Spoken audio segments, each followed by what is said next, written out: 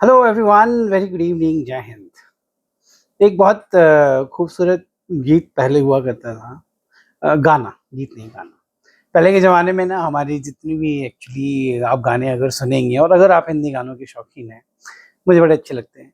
तो there was a era when all our songs were mostly in Urdu and Urdu शायद ज़्यादा easy ज़ुबान भी थी शायद, जो भी रीज़न हो, चाहे राइटर वैसे रहे होंगे।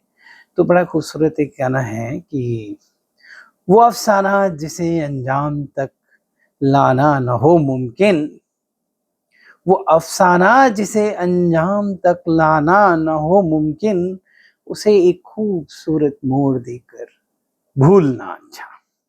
बहुत खूबसूरत लाइन है ये। किस लिए खूबसूरत है मैं आपको समझाता हूँ कि कभी-कभी क्या होता है, हम लोग इतने ज़्यादा स्टक इन द पास्ट हो जाते हैं। मान लीजिए you were in a relation, मान लीजिए, एंड अच्छी बात है if you are in a relation and you were not able to take it to a conclusion, or it could not reach the conclusion for some reasons. Maybe the other person changed her mind, his mind. So now you don't keep fretting over it all your life. आप अगर जिंदगी भर उसको जो है ढोते रहेंगे और अगर आप जिंदगी भर यही सोचते रहेंगे यार वो क्यों नहीं हुआ, वो कैसे नहीं हुआ, आप बहुत बड़ी गलती कर रहे हैं। I will say it is an unpardonable mistake to the beautiful life which God has endowed you with. सबसे खूबसूरत जो आर्ट है लिविंग का, जो मैं कई बार कह चुका हूं और मैं फिर कह रहा हूं आपसे, it is the art of letting go. आप ये समझिए कि जो भी इंसान था जिससे आपको बहुत घनिष्ठ मोहब्बत थी या है, that person was there. He was there in your life and he gave you those many moments and that much love and that much affection and that much care, and you should be really very proud of it. And you should not see from that person from the perspective कि यार ये तो मुझे हमेशा के लिए चाहिए था, इसकी तो मुझे एफडी करवानी थी और लाइफ टाइम की एफडी करवानी थी। आप ऐसे मत सोचिए। आप उन क्षणों को याद कीजिए, उन पलों को याद कीजिए जिसमें उस इंसान ने आपके जीवन में इतनी सारी खुशियां बिखेरी।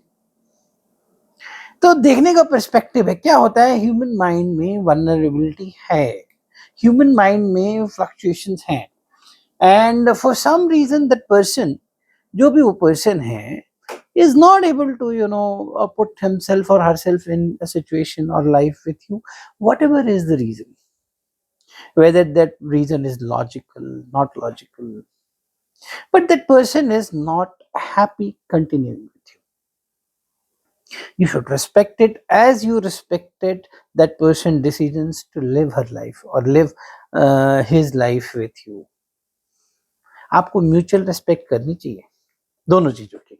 आप अगर उसी को लेके फ्रेट करते रहेंगे ना, आप एक तो अपना नुकसान करेंगे बहुत ज्यादा, क्योंकि क्या होगा, this rejection, if it is coming out as a rejection in your mind कि someone has rejected me or has dumped me or left me or didn't fulfill his or her promise, this will let you down internally. तो एक बड़ी अच्छी खूबसूरत line इस पे भी है कि अ, तेरा इश्क मेरी शौक है, आदत नहीं। थोड़ा इसको नेगेटिवली मत लीजिए, कहने का सार ये समझिए, तू नहीं कोई और सही। आप इसको इस तरह से लेके चलें कि ठीक है, whatever it was really good and now I am open for new entries in life. अपने आप में पॉजिटिव बात है ये। क्यों हो कौन होना है, क्यों स्टिक ऑन हुई रह जाना है। अगर बंदा सामने वाला रेडी ही नहीं है तो क्यों उसको फोर्सिबली अपने साथ रखना है। कई बंदे तो इस चीज को इतना नेगेटिव ले जाते हैं कि they end up committing crime on it. I can only pity such people. I don't know आपको दिल्ली वाला केस याद है कि नहीं, दिल्ली कैंटोनमेंट वाला, जिसमें army major was there who actually killed that lady. I mean, ठीक है, she was there, and if for some reason she doesn't want to continue, you should respect and honor it. What is the advantage? You unnecessarily killed a beautiful life. You will be never be able to come out of the guilt. First thing. Second, you'll spend all your life in jail. Was it this worth? I remember another case in which in Bombay this thing happened.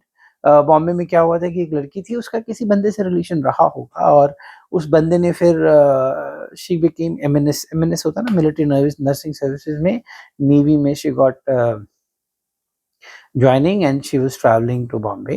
And जब वो station पर उतरी तो this person was, अब देखिए इसमें कितना भरा होगा, कितना रिवेंज और कितनी गंदगी भरी हुई है इस इंसान में, कि इसने क्या किया कि उसको प्लेटफॉर्म पे जब वो लड़की उतरी है तो उसके फेस पे उसने तेजाब फेंक दिया, and that girl got burned on that station and she died.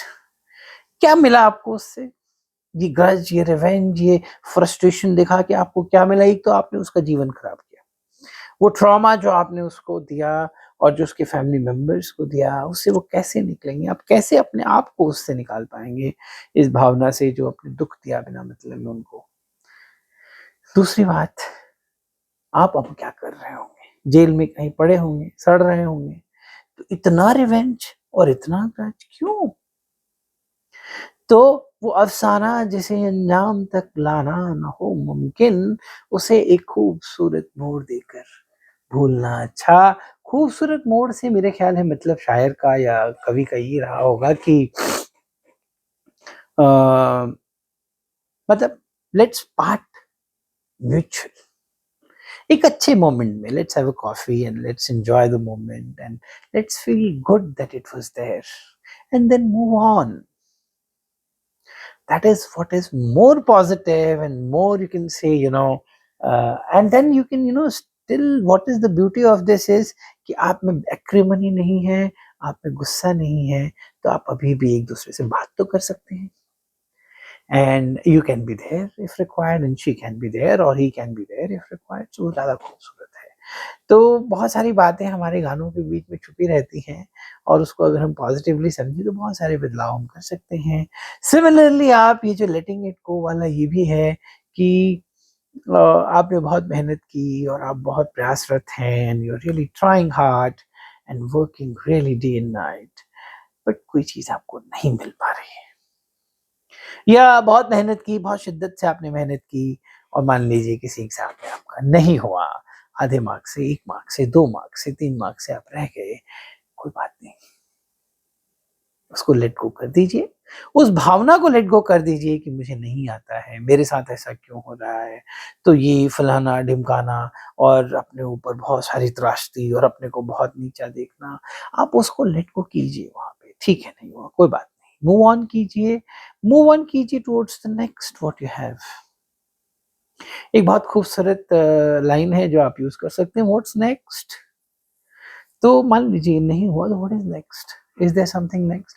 There should be something next. कई लोग मुझसे पूछते हैं कि सर अल्टरनेट प्लान होना चाहिए कि नहीं? बिल्कुल होना चाहिए। What's next? As a military commander भी क्या आपको अल्टरनेट प्लान होना चाहिए? बिल्कुल होना चाहिए। आप अगर मिलिट्री कमांड इनफैक्ट अगर इफेक्टिव इंटेलिजेंस से आप इसको लिंक करना चाहें, सॉरी टॉपिक थोड़ा डिवर्ट हो रहा है बट बहुत इंटरेस्टिंग है कि इफेक्टिव इंटेलिजेंस का एक मेजर एलिमेंट यही है कि improvising the solution, finding solution when in tight corner, and then अगर मान लीजिए आपने कोई सॉल्यूशन ढूंढा और उसमें आप आगे गए, आप पीजीटी से उसको कोरिलेट कर सकते हैं और अब आपका दिमाग नहीं चल रहा है तो इम्प्रोवाइजिंग द सॉल्यूशन ही एक इफेक्टिव इंटेलिजेंस की निशानी है।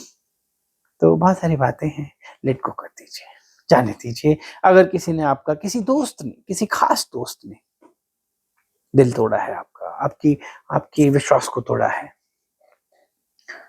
जाने दीजिए, उसको दिल में मत रखिए। हाँ, उसको अब क्या करना है, उस दोस्त पे विश्वास करना है कि नहीं करना है, ये मैं एक अलग वीडियो में आपसे बात करूँगा, बहुत इम्पोर्टेंट है वो टॉपिक। क्योंकि कई बार क्या होता है ना कि आप जो हैं वो बार-बार बेवकूफ़ बनते हैं, नहीं, अच्छा बंदा है, नहीं, दिल का बड़ा अच्छा, सारी एसएसबी ही इसी पे बेस्ड है।